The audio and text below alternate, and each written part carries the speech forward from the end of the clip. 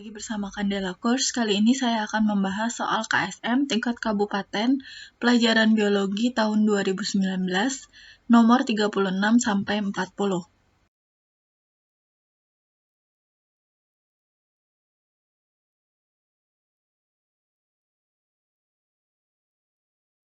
Berdasarkan bakat atau kemampuan genetik mereka. Hal ini dapat terlihat bila kita menumbuhkan dua makhluk hidup pada sumber daya yang sama. Di sini ada P. caudatum alone, jadi sendirian, P. caudatum. Kemudian yang ini ada P. aurelia alone, sendirian, juga populasinya begini ya. Dan ini both species together, jadi dua-duanya ada di satu sumber daya yang sama. Di sini P. aurelia populasinya seperti ini, sedangkan P. caudatum menurun ya.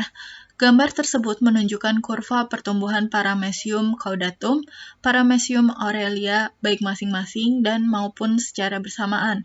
Berdasarkan gambar di atas, manakah pernyataan yang benar?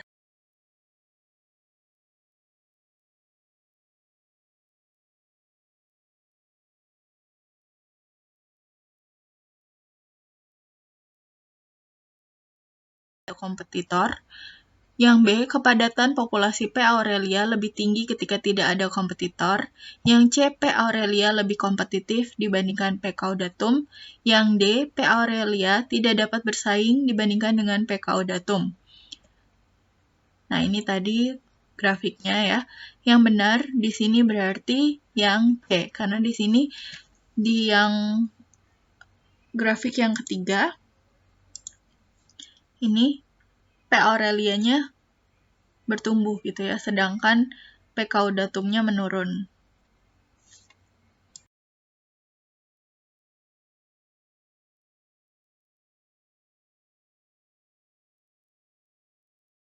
Pembentukan hutan dari ladang jagung yang terbengkalai yang dikenal sebagai A. suksesi primer, B. suksesi sekunder, C. kompetisi antar tumbuhan, D. perubahan ekosistem. Jawabannya adalah suksesi sekunder.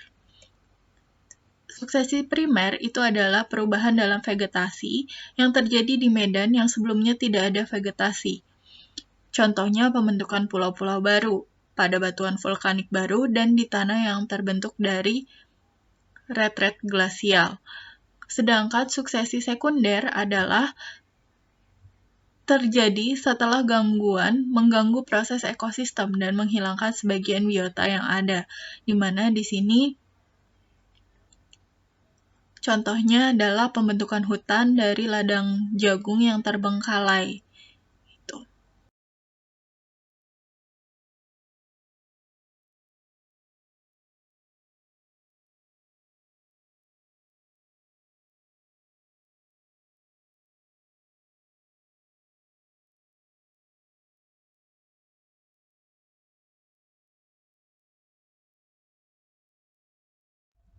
Nomor 38, dalam Al-Quran Surat An-Nur ayat 45 disebutkan bahwa Allah menciptakan semua jenis hewan dari air. Sebagian ada yang berjalan dengan perutnya, sebagian berjalan dengan 2 kaki, sedangkan sebagian lain berjalan dengan 4 kaki. Ular merupakan hewan yang berjalan dengan perutnya. Sebagian pergerakan ular ditunjukkan pada gambar berikut.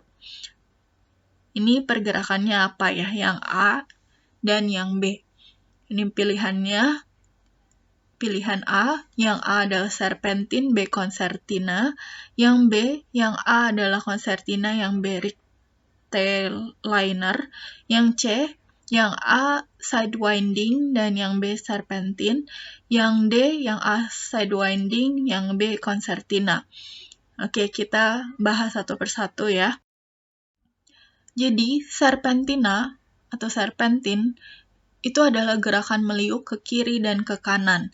Gerakan ini digunakan ketika ular melalui bidang terbuka yang kasar atau sedang melalui air. Sedangkan konsertina adalah gerakan ular menarik tubuhnya hingga tertekuk dan meluruskan tubuhnya untuk bergerak maju. Yang rectiliner adalah ular bergerak lurus dengan sedikit gerakan ke samping menyerupai kereta. Kemudian sidewinding adalah gerakan ular membuat gelombang ke samping dan atas bawah. Nah, di sini yang A ini adalah sidewinding, dia bergerak membuat gelombang ke samping dan atas bawah. Dan yang B adalah concertina. Ular ini menarik tubuhnya hingga tertekuk dan meluruskan tubuhnya untuk bergerak maju. Kemudian nomor 39, amatilah pohon filogenetik berikut.